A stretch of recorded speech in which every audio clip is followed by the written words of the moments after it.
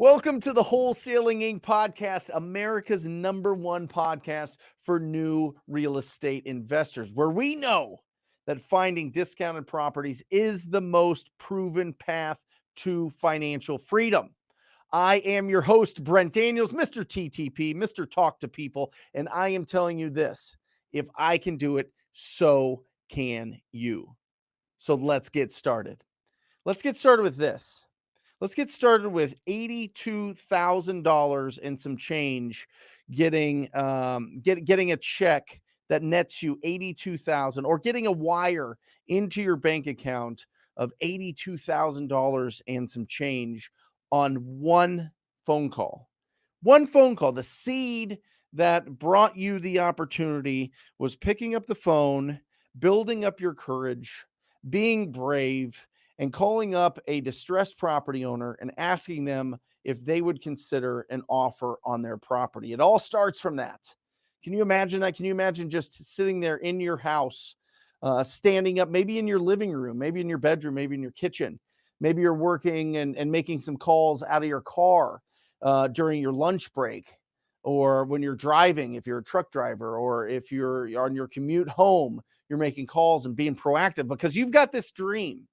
You've got this goal of being a successful real estate entrepreneur. You've got this goal of owning a lot of properties and being a very strong and giving and loving real estate investor in your marketplace. But it all starts with that one phone call, that one seed, that one thing that's planted that starts growing, and all of a sudden you start getting all of these different opportunities, and all of a sudden your life starts opening up, your schedule starts opening up. But it starts with having that courage and making that call. And to give you a perfect personification, an actual example of that are the two guys that I'm going to be talking to on this podcast today. And they are from Dallas, Fort Worth, DFW, in the house. And it is my pleasure, and I'm excited to bring to the podcast Malik Vaughn and Elijah Thompson. Say hello, guys. Let's break this all down and show people how to be successful at wholesaling real estate, okay? Yes, sir. Yes, sir. Awesome. Well, welcome onto the podcast. Obviously, I kind of alluded to, I gave a little preview of some of the success that you guys are having, but it's much more than that. Because, over the last 7 months, last 9 months since you guys have started, but really over the last 7 months since you started closing deals, the stats show 11 closed, 6 pending on properties that you guys have, or deals that you guys have sourced, and up to 30 properties that you guys are actively marketing right now as JV partners, helping people to sell their deals to your cash buyer database. I mean, you guys are out fast. So, Malik, I'm going to start with you because you've got the longest experience in wholesaling. Tell everybody about your background, how you kind of apprenticed into starting your own company. Man, so I used to work at Academy Sports and Outdoors, and I made $16,000 a year. I was making $1,400. I hope this math adds up. I was making $1,400 a month, $700 biweekly, and I was like, "There's got to be something else out there, man." I'm 23. I live with my parents still, and I'm like, "There's got to be a way to make some more money," because I know I'm a man. I want to provide for my family that I see in the future, and I want to just set myself up for success. So actually, one day, man, I just had like an epiphany, and I just started to read books, and I started to watch YouTube and just learn. Like, there was different things. There was Amazon, there was drop shipping, there was what's the other one? Like affiliate marketing. There's all these different outlets that you can make money on. But then I came across real estate, wholesaling. I think it was it's like a Jerry Norton video or something like that. And I started watching it, man. And then from there, I just binge watched. I went on a loophole and I fell in love. I was like, "You can make money without money? What do you mean? I don't have any money. This works. I think I can do this." So from there, man, I actually signed up for a real estate event, an REI group in Dallas, and I went. And actually, I was listening to your podcast, and it was Daniel and Will. I heard them. They were in Dallas. I was like, "Okay, cool. They're in Dallas. They're doing what I'm doing." But then what they had said is, I've only been researching about houses, but they said they only did land. I was like, "Land, lots. What is that about?" So I never reached out to them. They gave the contact information at the end of your podcast, but I didn't reach out to them. But I decided to sign up for that event, and I just decided to go that day. And I didn't feel like going, but I got up that morning. My spirit was like, "You need to go here," and I actually ran into them. And Will was just answering all the questions that the lady was asking, and I was like, "That guy is intelligent. Let me introduce myself." So I went up to him and I introduced myself. I told him what I was trying to do, and from there, man, he started to mentor me, William Haran, and he started to he invited me to his office. I remember it was like the day before Christmas. I texted him. I still have the text. Said, "Hey, man, can you teach me about this land I was hearing about?" And he just started to invite me to his office. Like almost every day, I would go up there, and he would show me different things that he was doing. And it really started from there, man. And then sooner or later, he hired me full time because I don't like this job, and he thought I was a sharp young man, so he hired me full time. And I started with them in February. So that's my introduction into wholesaling. I worked for a company. I was their acquisitions. I was a junior acquisition manager. They already had an acquisition manager, which was their first hire, Brian. Yeah. I was under him. And then soon I moved to dispositions manager, and that's how I learned how to do acquisitions and dispositions. Before we get to Elijah Malik, you mentioned something there that I think is interesting. Yes, You sir. said you woke up and you did not want to go to I the didn't know. REI thing. Yeah. I'll tell you this, Brent. Why not? I mean, why, Malik? Why didn't you want to go? Were you nervous? Were you No, I'm not, scared? no. Was there apprehension? I mean, listen, I've been there. I feel Yeah, this. yeah, I'm just yeah. curious to see if we're the same, you know? I want to lie to you, but I'm just not a morning person. I didn't want to get up. Got it. Like, no, I was like, I'm tired, man. And I still go through this today, man. I own a company. Elijah's like, you need to be here at 9:00. But sometimes I'm a little late, but I'm working on it. I'm getting better. Sure. We all have our downfalls. But yeah, I'm not a morning person, but I was like, I got to get up. I can't be lazy. Like lazy is not an option. I went, and it was the best choice I ever made. It changed my life. Yeah, I love that. And I love that you said that you had that nagging, something pulling you to get there. And I Yes. think those are special days. I think those are special mornings when you wake up and it just feels different. Something feels different about the day. There's some sort of just excitement, in the air. electricity, just kind of like in your brain already. And you're like, you know what? I'm going to get going on this. Literally. Yeah, I think that's really cool. Literally. Elijah, talk to me. How did you guys meet? How did you find wholesaling? Yeah. So basically, I'd been a contractor for a while. I mean, through 2019, 2019, 2020, and probably around September rolls around, and I'm knocking doors to get business. I started roofing paid the best. So I hit up my friend, a good friend of mine. He's like, I needed some kind of entrepreneurial spirits or people who just like willing to talk to people. Yeah. To go knock some doors with me to make some more money. And he said, you need to hit up my friend Malik, and he gave me his phone number. So we got on the phone. We talked for like 45 minutes. He was really cool to talk to. And then we went and knocked some doors, and I got like one lead that day. And then after that, like we just hung out. We hung out a few more times, not knocking doors. We were just hanging out. And then he mentioned something about learning about real estate. And I was like, I mean, I hate this company I'm working with. I'm tired of knocking doors. Like, tell me about real estate. And I remember it was October 11th. We went and got sushi, and we were like, we can do this. We we're like, we can do this. And we did some more research. We were watching TTP videos. We were watching, I guess Ryan Pineda was doing stuff then too, and Max Maxwell stuff. Like we were just watching it all. Got our LLC and went ham in December. Yeah, and since then it's history. I love it. I love it. So I want to dig into something that I mentioned before because I think it's important and I think it's unique is the amount of JV deals that you guys are doing. Because we'll get into the sourcing and breaking your deal down and getting into the nitty gritty of how to prospect and find and lead generation. But how do you generate leads to sell other people's deals? I mean, why don't they just sell them themselves, Malik? I wish I knew that too. I was like, I guess their buyers list is not big. But so what happens, man? I've been going to these real estate meetups, and these people are telling me like they get these leads and they love houses, but they're like, land deals, I just throw them away. You can do something with this, and there's just that like it's not, I won't call it ignorance, but just like misinformed. They don't know what they can do with it. So I'm like, man, you're throwing away money. Please call me. Please send your leads to me. I'll underwrite everything. I'll analyze it. And I'll let you know what you need to lock it up for, and I will provide the buyer. And we can JV all day. I love to create relationships. Also, a big catalyst of what has brought people to us is our marketing pieces. We use there's Constant Contact, there's MailChimp. We use something called Active Campaign. I want to provide as much value. I thought I was going to keep it a secret, but no, I love you guys. So we use this software called Active Campaign, and we have these beautiful flyers, and this is all neat and organized, and everything's transparent. And people have literally hit us up and said, actually, just for example, last week, this multifamily guy called us and said, "Hey man, I love all of you guys' packets. I have a big portfolio. Can you sell everything for me?"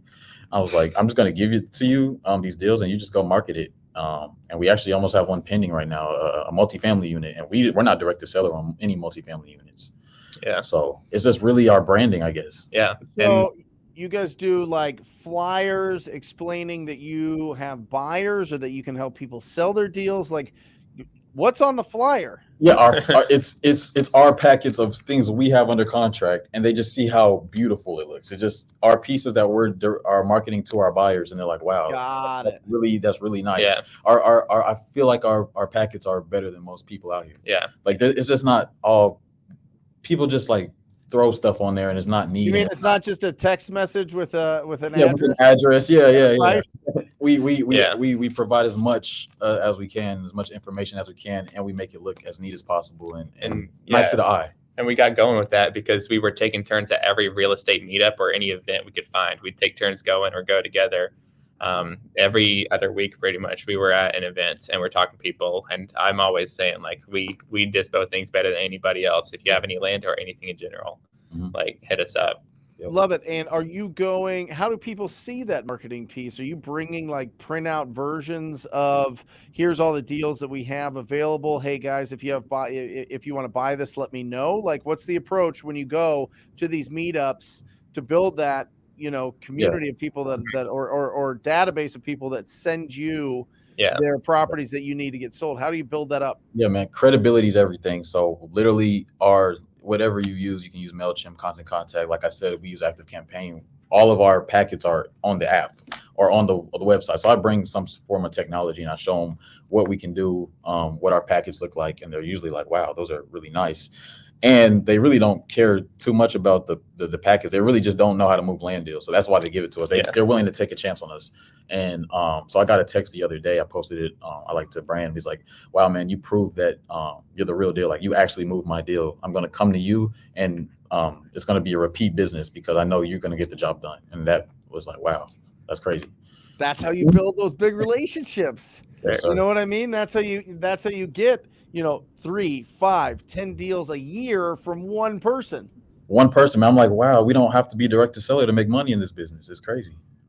Oh yeah, well, absolutely. Well, listen, I mean, as you evolve, as your wholesaling business evolves, you want to make sure that you are getting referrals. I just talked to my disposition manager today. We just did a $50,000 deal that was a JV, right? But I'm telling you, it's about building for you. Yeah. Listen. I mean, it's just, it's one of those things that as you start building up your business, you realize that it is very powerful to have an incredibly robust and hungry cash buyer database. And to get that, you have to feed them. If you want to keep this list like anything bigger, you got to be feeding it constantly. They got to be thinking about you and opening up your emails, answering your calls, seeing your texts. All those things is really important because you might have the best deal in the world, but if you're not being loud about it and people aren't used to opening it and communicating with you, you're going to get less on every single deal. So it's absolutely critical to start building up your cash buyer database and feed them as often as possible. So that's a huge lesson for everybody on here, especially, as they're getting to the point where they're doing a few deals, they're building it up, and they're thinking, should I focus on building my cash buyer database more or just going after the property owners? The answer is both. Yes. The answer is both. Listen to these guys that I'm talking to on this podcast. They are doing it, and now they're doing more transactions, not more they're making more with the deals that they source themselves, but they're doing more transactions. And I'm telling you guys, because you're sending so many deals to your cash buyers, when you do source those big ones, boom, that you make way more per deal because they're ready to buy. So Definitely. awesome, incredible. So how do you guys work together? Who does what? Man, okay, so I definitely do like almost 100% of the dispositions. He does like 100% of the title. But when we first started, we definitely took turns on the acquisition. So it was like, okay, you're gonna take this shift. I don't care if it's like 9 a.m. to 12 p.m. and then I'll take like 4 to 7. So we definitely. I bet you were taking 4 to 7, Mr. Morning. Yo, definitely. Yeah, exactly. I was like, man, I told him I'm not a morning person. If I do 4 to 7, we're gonna get some deals. I'm telling you.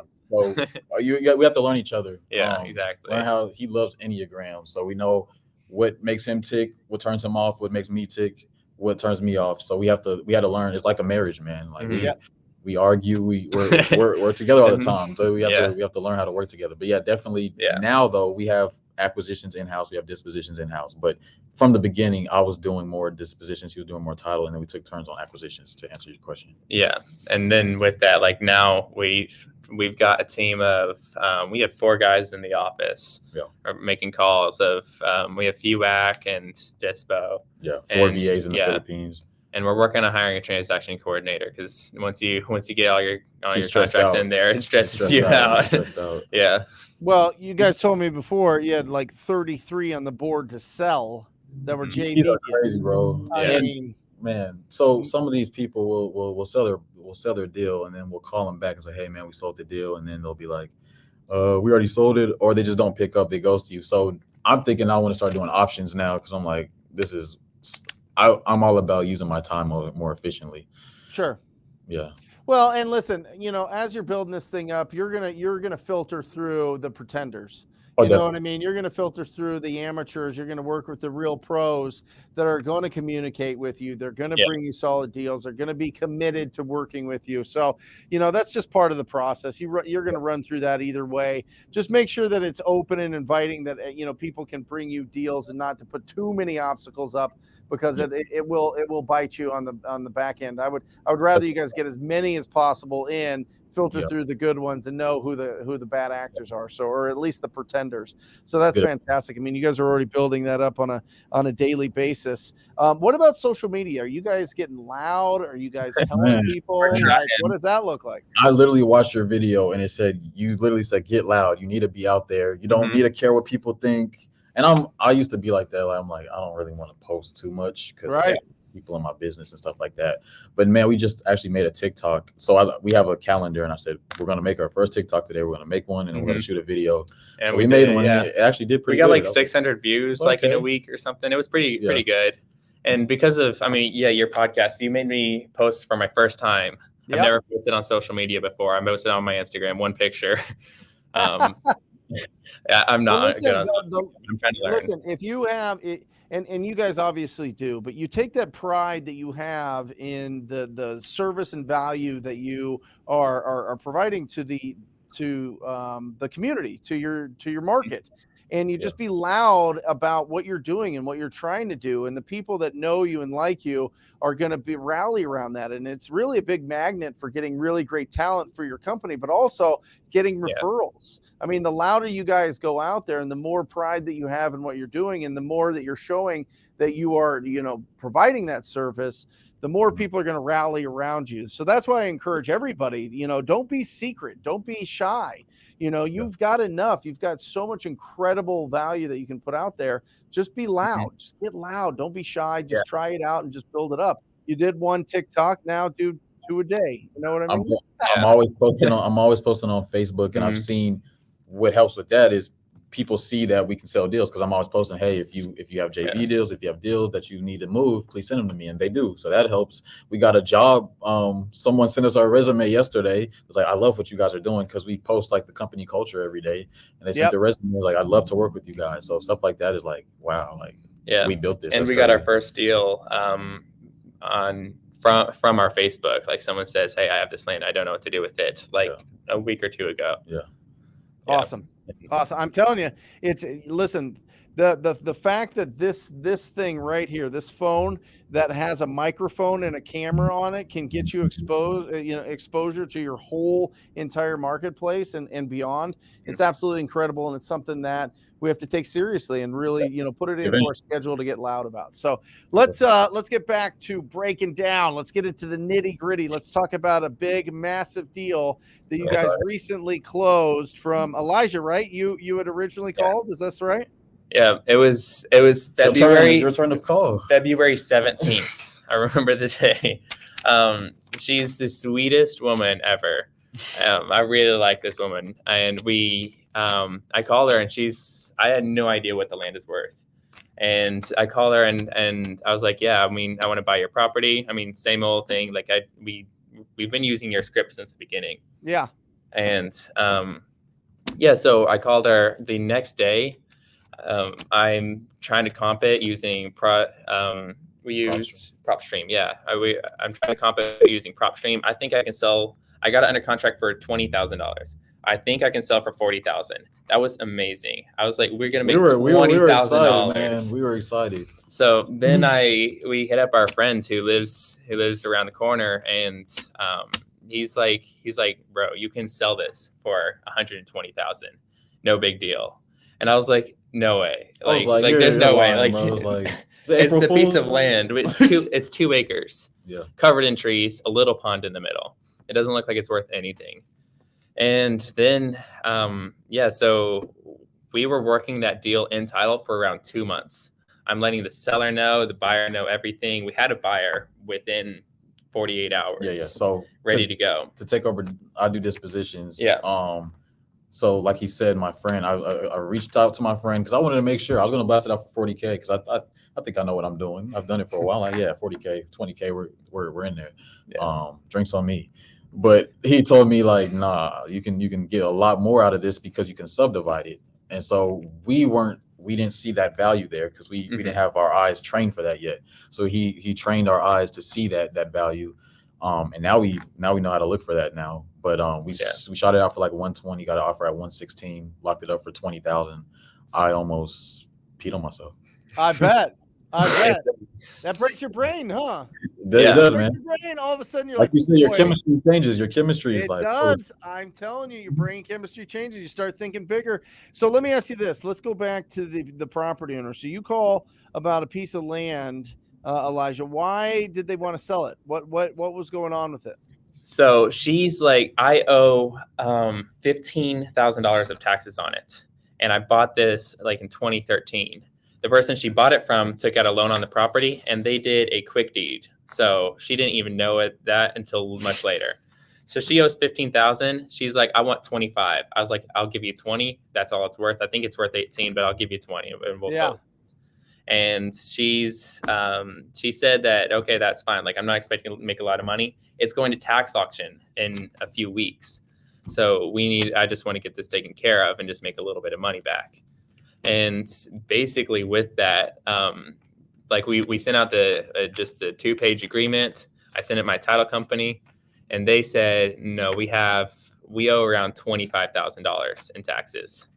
So after that, we renegotiated the contract for 27, I believe. Yeah. So we're at 27,000 now, so that she can have a little bit left in her pocket. And we had a buyer at 116. And it sounds simple, but the title work was crazy, man. So that's what I wanted to ask about, because a lot of hurdles. You mentioned a loan was on the property. So the previous owner took out a loan and used the property as collateral. So there was still around 25,000 owed on the property. Which is wild, because, it has to be like some sort of private loan or something that's tied, because, conventional banks typically don't loan on land unless you're developing it. And that's a whole different thing. So usually, just for everybody out there going after land, typically land is owned free and clear. For the most part, land is typically, now property taxes that plays a little bit differently, but typically there's not a lot of loans or mortgages on vacant land. So it's something you don't have to worry about. But one thing I wanted to ask you guys is, when you guys are pulling your lists of land, is there something specific? How do you pull your lists? Is there Man, some? so I'm definitely the integrator and I'm the data guy in the company. So Okay. list source, prop stream, vacant land, agriculture, residential, commercial, multifamily, off market, obviously, not on the MLS. We want some years of ownership, maybe 5 years plus, some equity on there. And that's really it. And then I like to stay away from corporate. You're pulling all of those. You're scraping through. Are you looking for length of ownership, Malik? Are you looking at these people Yeah, have length of owned, ownership, right? 5 years plus. Yep. 5 years plus. Yeah. Are you putting anything in for property value or what they bought it for or anything like that? Or are you just looking in areas? So my thing was, bro, I wanted everything I could get. So I wanted to just pull Yep. everything. So Mhm. actually on this lead that I pulled, it wasn't, I did not use the 5 years ownership. I didn't put any ownership. I just like a blank slate. I wanted everything. We use prop stream 'Cause she leads, literally and we just got put it. Yeah. vacant land. She owned it Love for it. like 2 years. So if Yeah, I would have put it's 5 years, we would have 2013. missed it. Yeah.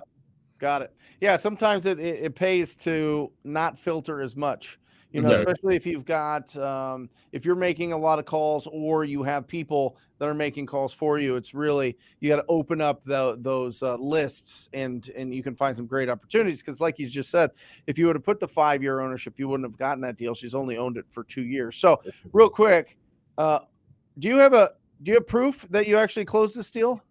No. But yeah, this piece right here, Put it in the Push it middle. all the way up. There it is. right there, There's your 111. I love it. Listen, net of that, what was the net? 82,000. So $82,000 in that. Hold up. Where is it? Yeah, Here we go. You ready? oh, I've been waiting for that. Yes, sir. Wow. I love it. Hey, Great. guys, congratulations. Congratulations on breaking your brain and building up that new brain chemistry. I mean, the sky's the limits. I mean, you know as well as I do, you get $82,000 from a deal. The next thought is, well, we got to do 6 figures. I have to. Yeah. Oh, we got to do $250,000 on a deal. 100K We got to is a do lot of $500,000. money. We got to do $1 million deal.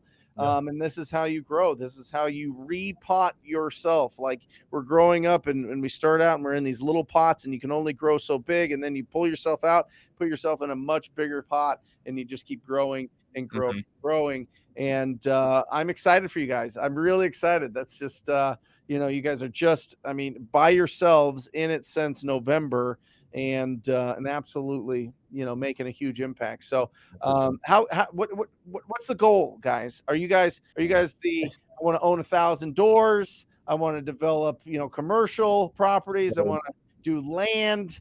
I want to be the bank. Like, where does it go from here? Because wholesaling essentially is the foundation of your real estate investing business. I mean, once you get that figured out, then then everything, all the doors open to you guys. So you guys in your secret sushi meetings, what's the goal? What are you guys talking about? What's the big dream? Basically, with this, with how far we've grown right now, having AC in office and everything, we put a 10-year goal of making off this wholesale, just on the wholesale branch of our company, expecting 17.8 a year.